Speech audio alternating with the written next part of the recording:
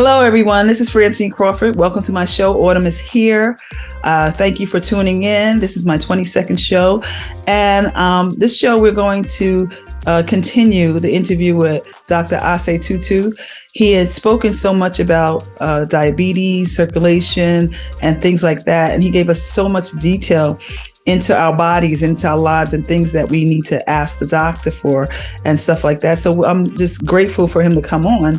But he also gave us some more information that I want to share with you. He talked about some life-changing things. In his second part, he talks about cancer and the different types of cancers and the different tests that we may have to take. Remember, early detection is the key. Early detection can help you to be able to live a more productive life. Even if you have it, there are ways that you can be able to deal with it, address it, questions you can ask the doctors, and things that you should know that will help you to be better prepared to deal with any kind of illnesses that you may have. So I'm going to do that. We're going to show his second part of his interview in a few minutes. Before that, I just wanted to talk to you a little bit about my show. Autumn is Here. I'm thankful for you tuning in. Thank you for you going to YouTube and subscribing. Thank you for you listening to it on Spotify and listening to it every week. I appreciate it. Thank you for all those who comment and come back week after week. I appreciate that so much. I wanted to start this because of autumn. Autumn is the changes in our lives, because things happen, things change, all kinds of different things change in our lives. My biggest change was my mom and taking care of her and being her caregiver. But everybody's not going to be a caregiver. Everybody's not going to have somebody that they have to care for. But you are going to have to care for yourself. And I also want to talk about different things that will help us to prepare to have a better quality of life as we grow older and care for ourselves.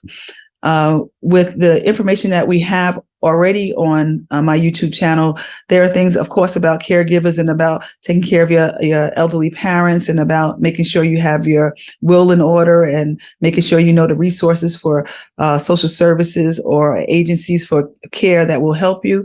But we also talk about things that will affect everyone, like when Yolanda Brisbane talked about going through dialysis and what leads to that.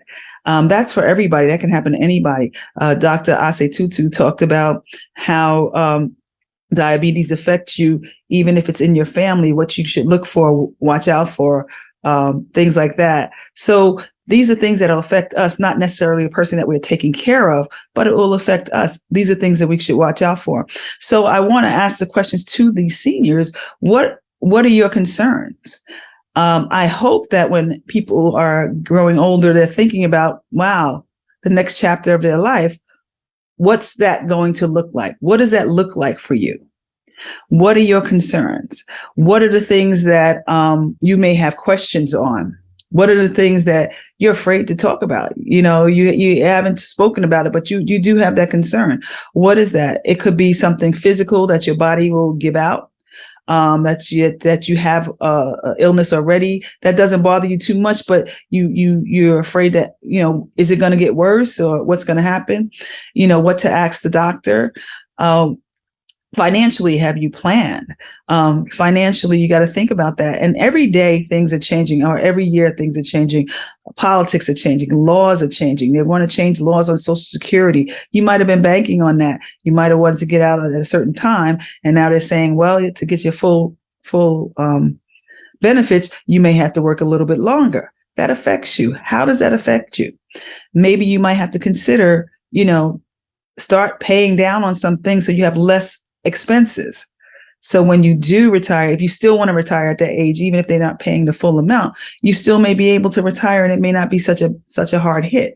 It could be financial things that we just don't think about before you hit retirement, before you retire, before you walk out that door. Think about what your life is going to look like after that. I'm not trying to scare anybody. I'm trying to get you more prepared so you can say, well, when I retire, I'm going to sit down and I'm going to relax and I'm going to do my own schedule and I'm going to enjoy looking at my, favorite television shows and, on my ratchet TV, I'm going to catch up on. That would probably be me. But, that might be what you want to do, but think about that in a long run. If you retire at 60, 65, you have 25 to 30 years more that you may live.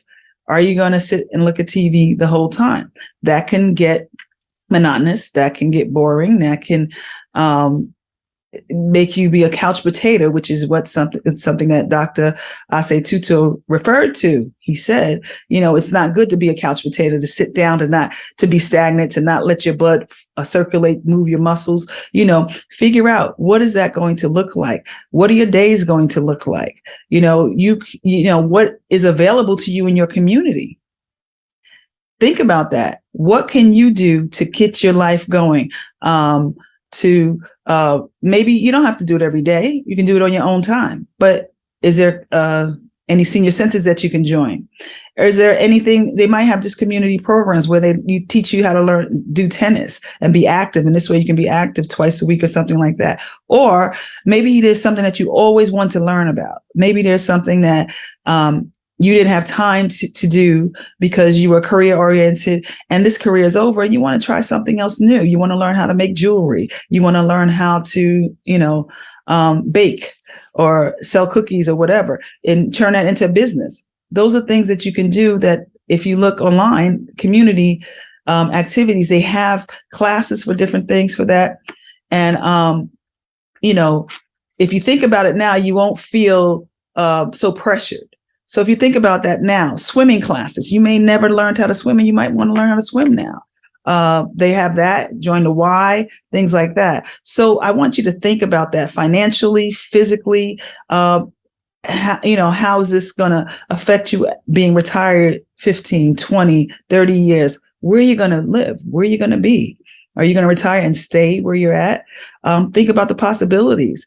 There may be communities that are more geared toward senior citizens, 55 and over communities that may have things that are available to you that you may not, need to stay where you're at. You may think about that being somewhere that takes care of your yard and things like that, and just has accessibility to gyms and pools and stuff like that.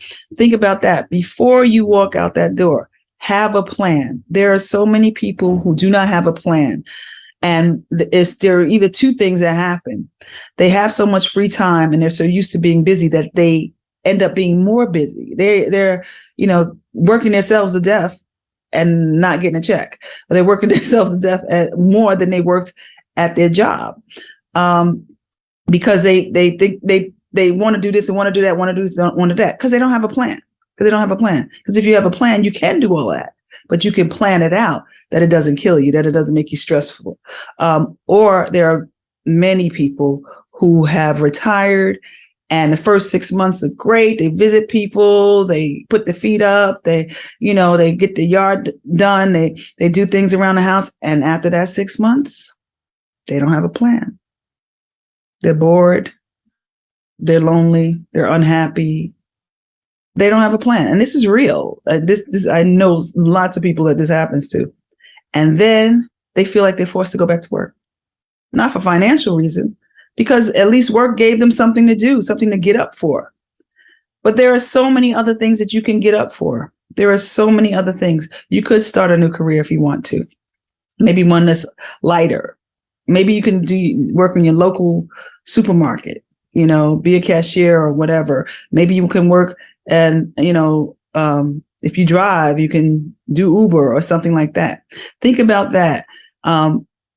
If you want to go back to work and you think that you retired prematurely, that's fine.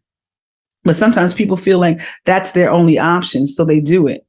And then they're unhappy again. So that's what I'm saying. I'm saying just think about that before you walk out that door. Make a plan, prepare. Because if you don't have a plan, things can get stressful.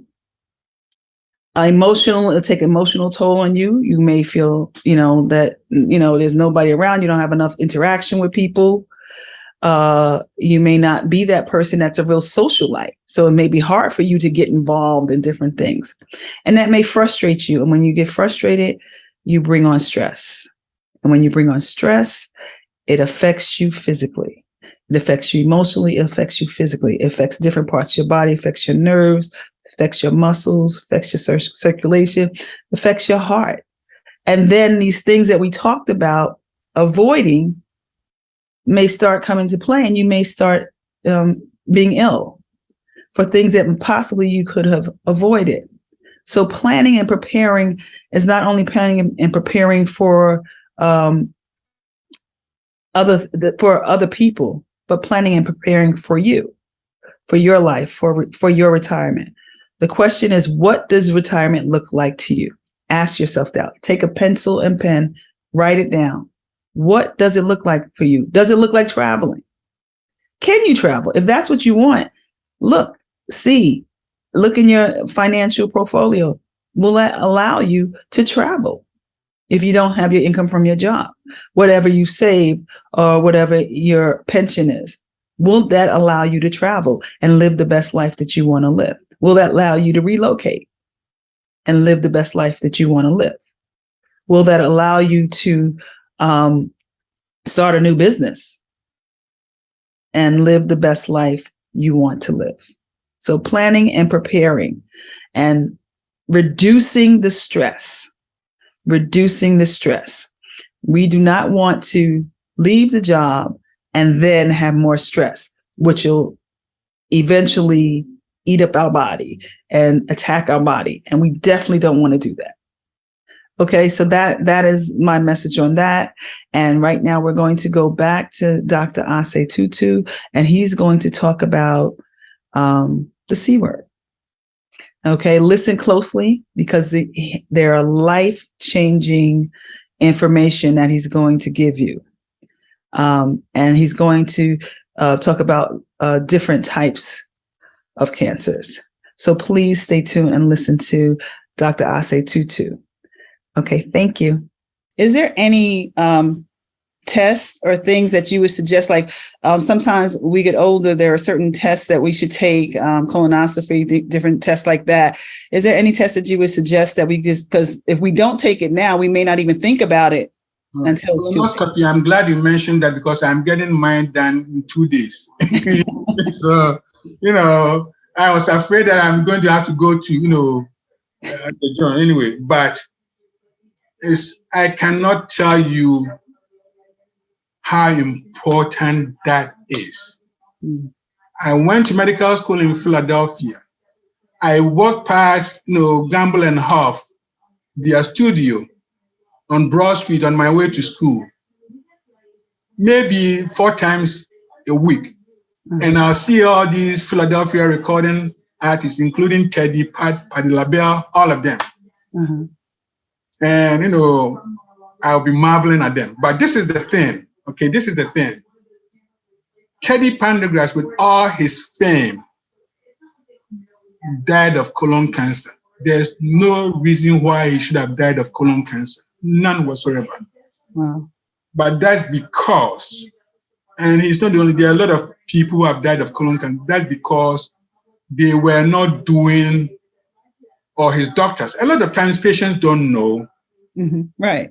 The doctor has to tell them, this is very, very important. And you have to emphasize it, because, if you say cavalierly, they may not, you have to really emphasize it. Right. But colonoscopy, I'm going to talk to you briefly about cancer screening, okay? Women, okay? Women, if you are 45 years old, you have to start getting screening mammography every year, okay?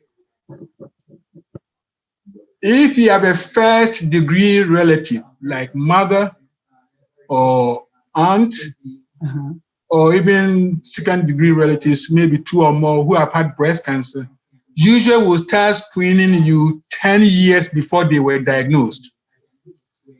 So say if your mother or sister had breast cancer at the age of 45, we will start screening you at the age of 35. And that's very, very, very important, okay? Wow. That's cervical cancer.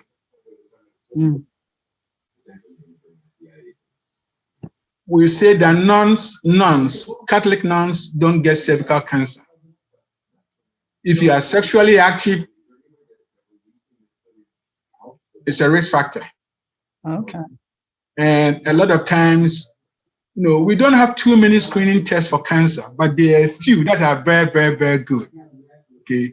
So usually cervical cancer and colon cancer, you don't wake up one day and you are bleeding and you have cervical cancer. It's a gradual process. Usually it starts out as a low abnormality on the surface of the cervix. Okay. And then as time goes on, it becomes more abnormal, more and more abnormal. It's not cancerous yet. It's more and more and more abnormal, and then it becomes cancerous. And then it starts to bulk up. Okay. And then start to penetrate through the cervical wall to try to spread through the bloodstream to the rest of your body. Once you get to that stage, it's over. So if you've been doing pap smears every year, chances are you are going to see something that is very early that they can freeze or do a colposcopy. Now, they don't quote me up on this, but they say that if you have like negative 3 pap smears and you are with the same partner, you probably don't have to keep doing it. Oh, I see. But every time you change partners, you have to do it. So we have good screening for cervical cancer for women. We have good screening for breast cancer. Okay. Colonoscopy, right, for men and women. Colonoscopy, again, you don't wake up one day and you have colon cancer. It starts out as a polyp. There are 3 main types of polyp. One of them is almost always benign. The other 2, if you leave it behind over time, can turn into cancer and then spread, and then it's over.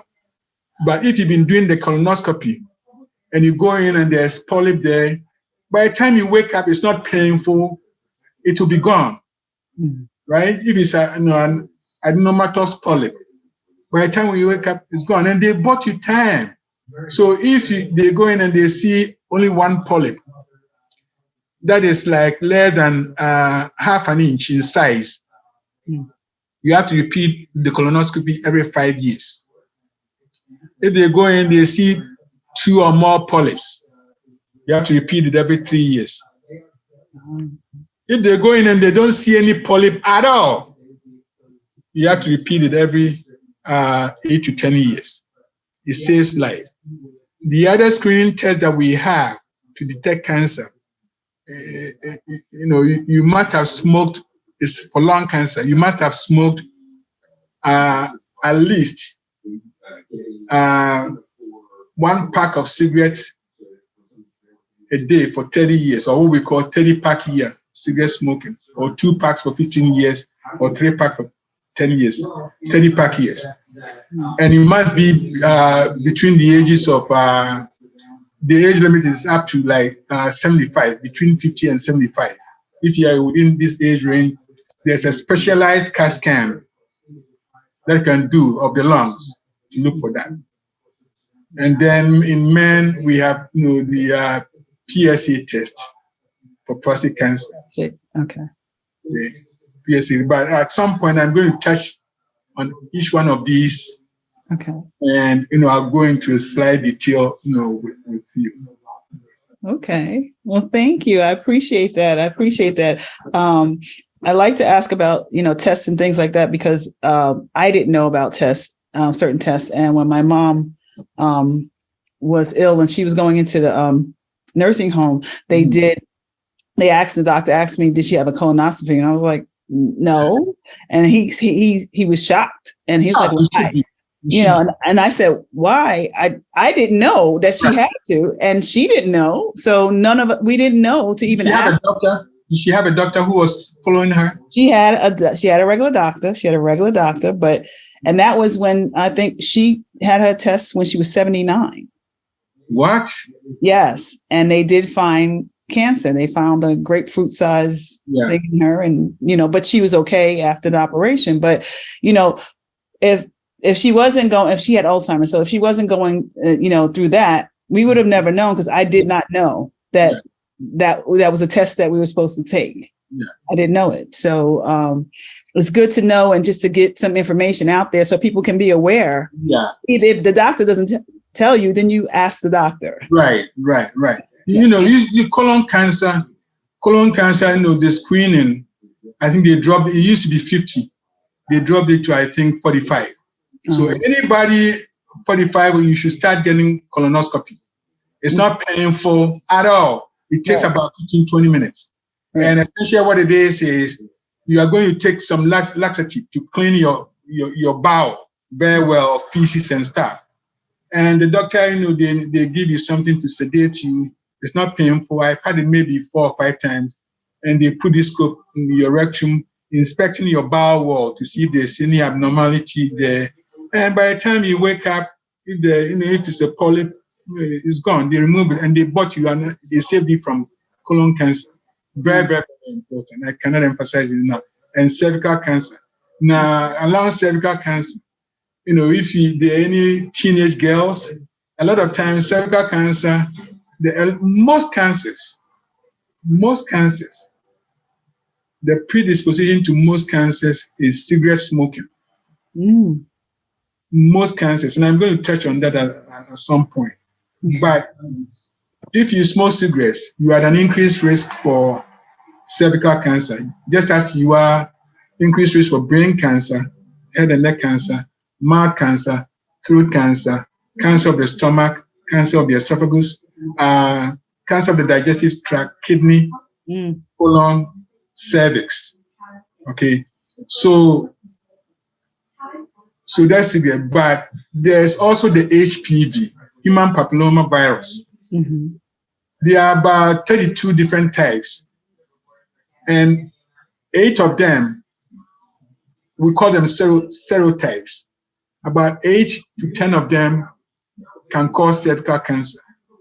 So kids, you know, teenage girls and even boys sometimes are sexually active. It's a sexually transmitted disease.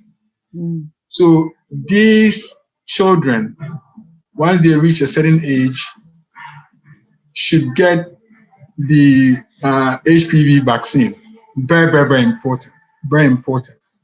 And the other thing that is also going on, usually people get cancer of the esophagus.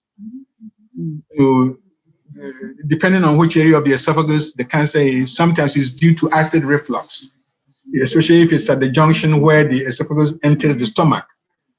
If you have acid reflux, it can cause that. But aside from that, you know, cigarette smoking and alcohol can cause esophagus, but usually that's much upper, closer to the mouth. Okay. But now also, we are seeing cancer of the esophagus that is not related to smoking, drinking, or acid reflux. Why? Because people have oral sex and they transport the HPV virus to the esophagus. The lining of the esophagus is very similar to the lining of the cervix, you know, so it's a fair game. Okay, right. Okay. So, you know, HPV vaccine is very important, you know, and people should get it. You know, people who are vulnerable should get it. That was powerful. Thank you so much, Dr. Osei-tutu, for your information. We all need to hear this. This is life-changing information. Please, people, go get tested. Get your tests. It's better to know than to not know. Early detection is the key. So please listen to the message and the information. Ask your doctor, speak up for yourself, be an advocate for yourself. In the end, Dr. Osei-tutu does want to speak to a live audience and have a live show. I don't normally do that, but I have to get into that, and I will get into that. So that's something that I'm going to look into in the future. We're going to make that happen. I also want to do some lives about talking to people about their fears and their concerns about growing older, about their senior life. And if you want to, please just go to YouTube, put it in the chat about your fears. I challenge you to write your fears. You know, I'm not sure if what I saved is enough. to carry me over the years. If I live to, instead of, deceasing at 80, I'm deceased at 90, 95. Do I have enough? Or if, I'm not a social person, so I don't have a lot of friends. What am I going to do for the next 20 years of my life? What can I get involved in? Whatever it is your fears may be, write it in the chat. Write it in the YouTube, on my YouTube channel on this episode. Just comment, write. I'll get back to you, and we'll try to develop some shows around that. So this is, geared toward giving you information and wanting to know what you want to talk about. Okay, thank you for tuning in. This is Francine Crawford. Autumn is here. I appreciate your support. Continue to support me. YouTube under Francine Crawford and under Spotify. Please check it out, listen to it, make a comment, like it, and subscribe. Thank you again for tuning in. Bye.